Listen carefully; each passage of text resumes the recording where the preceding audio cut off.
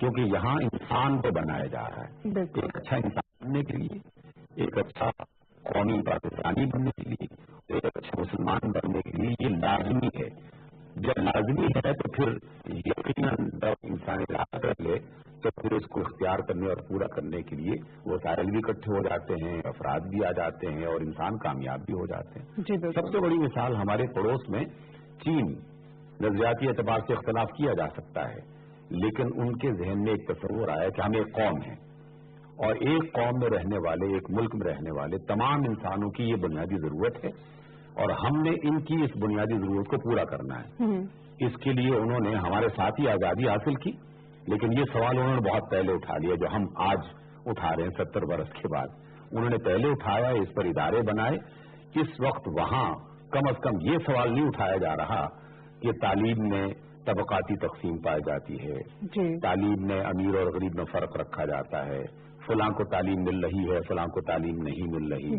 تو یہ جب انہوں نے اتنے بڑی آبادی کو انہوں نے اس سوال کے جواب میں ہمارے سامنے ایک عملی نمونہ پیش کر دیا، تو یہ کیسے ممکن نہیں ہے کہ ہم نہ کر سکتے ہوں، جبکہ ہمارے پاس وسائل بھی ہیں، افراد بھی ہیں اور ارادے بھی موجود ہیں. اور اگر ہم ان ملکوں کو دیکھیں جیسے جاپان ہو گیا یا فن لینڈ کا مثال اب ہم دیکھتے رہتے، کینیڈا کے ٹاپ، ان کے یہ سارے ٹاپ ایجوکیشن سسٹم OECD کے جو پیزا کے ایویلویشن ہوتے ہیں اس میں وہ آتے ہیں، ٹاپ میں آتے ہیں ہر بار.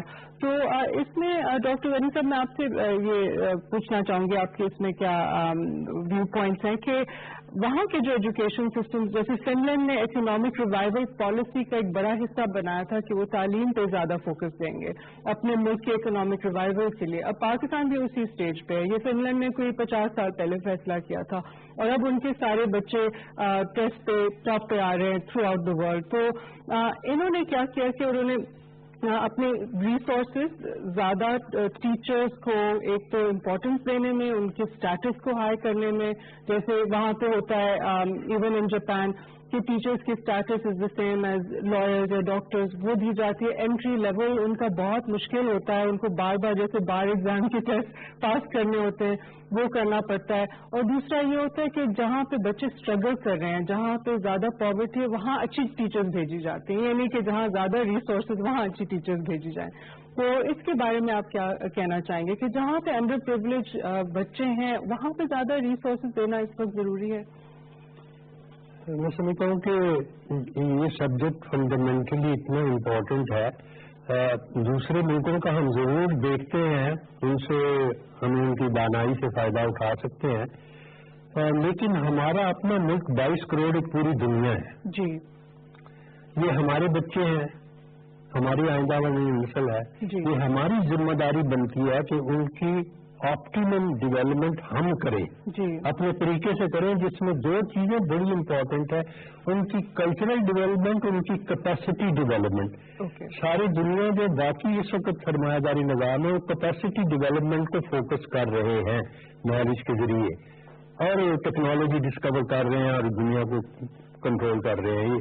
یہ ان کے اہداف ہیں. ہمارے اہداف یہ ہے کہ ہم نے اپنے بچوں کو، فیوچر نسل کو بااختیار بنانا اور اچھا انسان بنانا ہے. یہ ہمارے اہداف ممکن ہے ان سے نہ ملتے ہوں.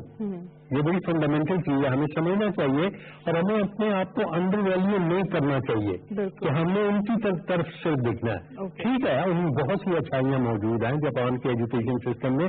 آپ حیران ہوں گے، جاپان کے ایجوکیشن سسٹم پرائمری میں وہاں کوئی کورس نہیں ہے 3 سال تک، وہ صرف ان کی تربیت کرتے ہیں ہماری. اور وہ ریسورسز اتنی اسٹاف پہ نہیں دیتے، وہ بچوں اور ٹیچر سے صفائی رکھنا وہ سب کچھ انہیں سے کراتے ہیں، انہیں سے تربیت.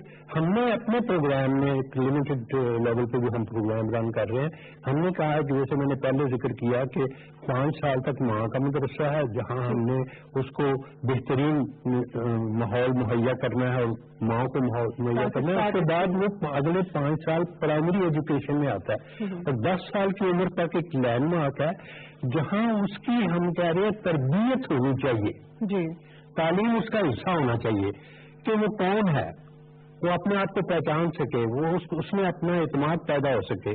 کیونکہ 10 سال کے بعد ایک انسانی ایسی مخلوق ہے جو अपनी नशो नमा में अपना हिस्सा डालना शुरू कर देता है खुद भी। वो मेहनत करता है, वो ज्यादा कोशिश करता है बच्चा, तो आगे बढ़ता जाता है। ये बड़ी इम्पोर्टेंट चीज है।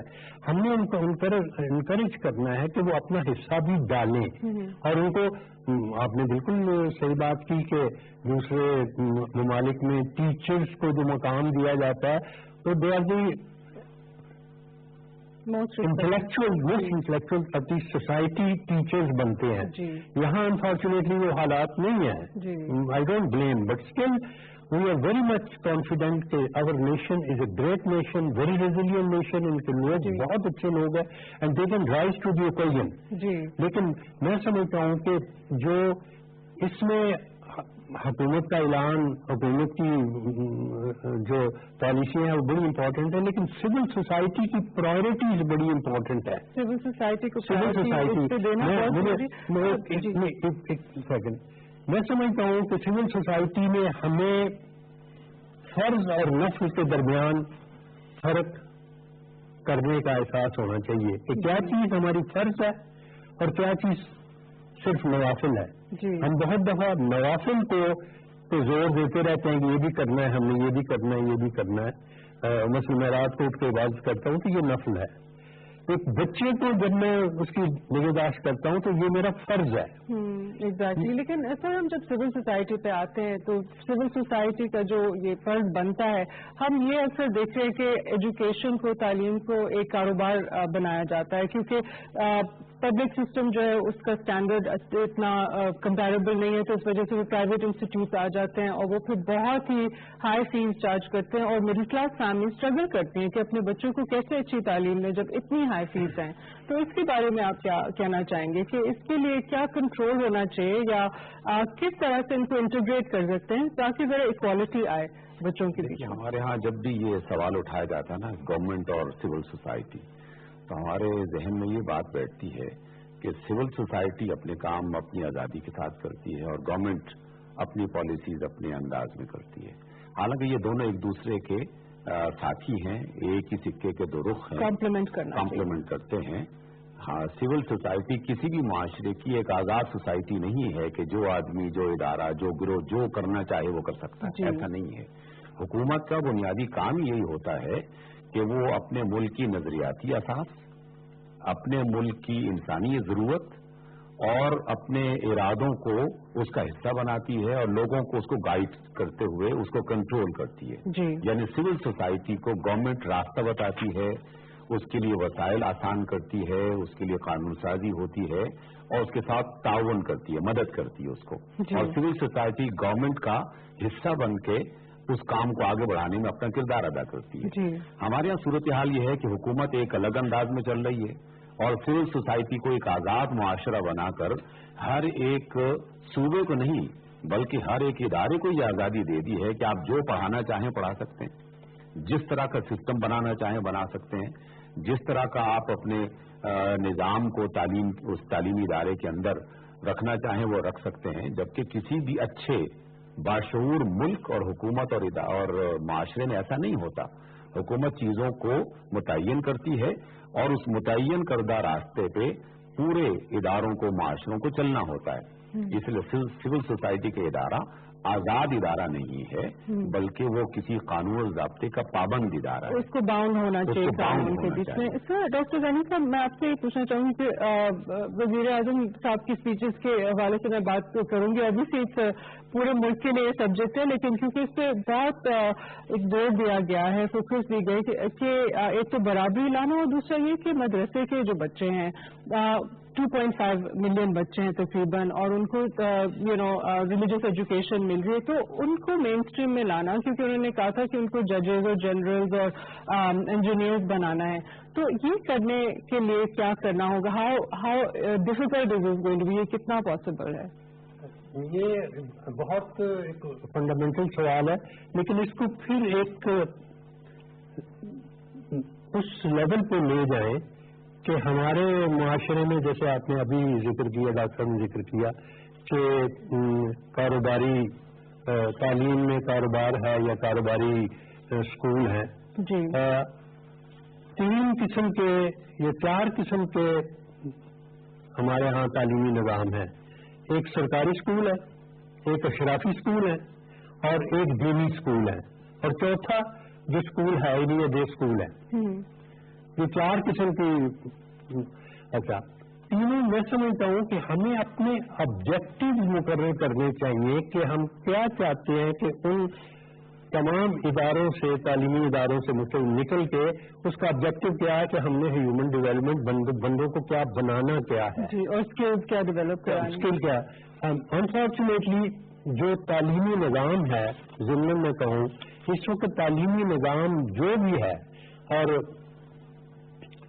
उसमें लर्निंग नहीं है, सिर्फ नॉलेज है जी, और मोस्टली मेमोराइजेशन है। जो भी आप उसको कहें कि मेमोराइजेशन है, नॉलेज है लेकिन लर्निंग नहीं है। Actually learning is the basic sort of thing which takes life forward. जी बिल्कुल। लर्निंग अब देखना यह है कि इन तमाम, जैसे आपने मदरसों का जिक्र किया, तो ठीक है, एक किस्म के स्पेशलिस्ट को प्रोड्यूस करते हैं, दीनी स्पेशलिज्म जिनको कहा जाता है। अब देखना है कि जिंदगी को आगे बढ़ाने के लिए उनमें लर्निंग कितनी आती है। वी कैन मोटिवेट देम कि आपको आपकी जिंदगी भी आगे जाने के लिए लर्निंग बड़ी जरूरी है, क्योंकि दुनिया में आपने और चीजों को भी हैंडल करना है। अच्छा, ये बड़ी इंपॉर्टेंट चीज है कि हर ये कल्चरल एम्पावरमेंट के साथ साथ हमें इकोनॉमिक एम्पावरमेंट को एक जरूरी फैक्टर बनाना है। आया मदरसों में इकोनॉमिक एम्पावरमेंट का हिस्सा है? उनको उनसे बैठ के उनसे डिस्कस किया जा सकता है कि आप ये इंट्रोड्यूस, उनको फोर्स नहीं किया जा सकता। मैं नहीं चाहता, वो ठीक है, उनका अपना एक तरीकाकार है, लेकिन उनसे बैठ के कि इकोनॉमिक एम्पावरमेंट के लिए आप ये चीजें अगर कर लें तो आपकी बेहतरी है, आपका प्रोग्राम आगे जा सकता है। जी, तो मैं समझता हूँ ये एक अभी डॉक्टर साहब ने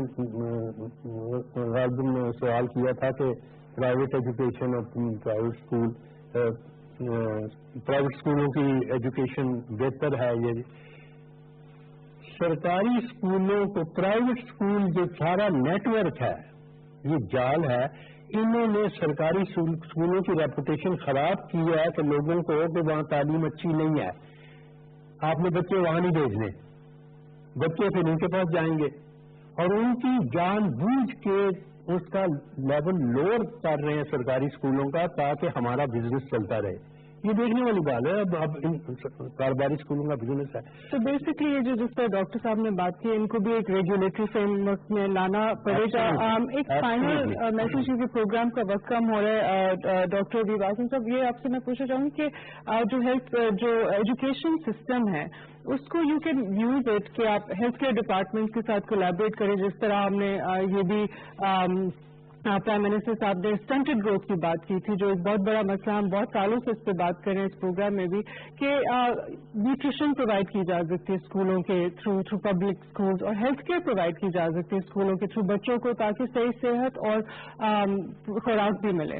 इसके बारे में आप क्या कहना चाहेंगे? देखिए, पहला चूंकि बहुत ही मुख्तसर वक्त है, तो इसमें पहली बात मैं ये कहना चाहूँगा कि ये इतना बड़ा मौजू है कि जिसमें ये मुख्तसर सा एक प्रोग्राम काफ़ी नहीं है, एक सीरीज ऑफ प्रोग्राम होने चाहिए, और मुसलसल इसको, ताकि हर पहलू जो है वो अच्छे तरीके से इस पर डिस्कशन हो सके और लोगों को जहनी तौर पर इसके लिए तैयार किया जा सके, और पूरी नेशन इस काम को आगे बढ़ाने में अपना किरदार अदा कर सके।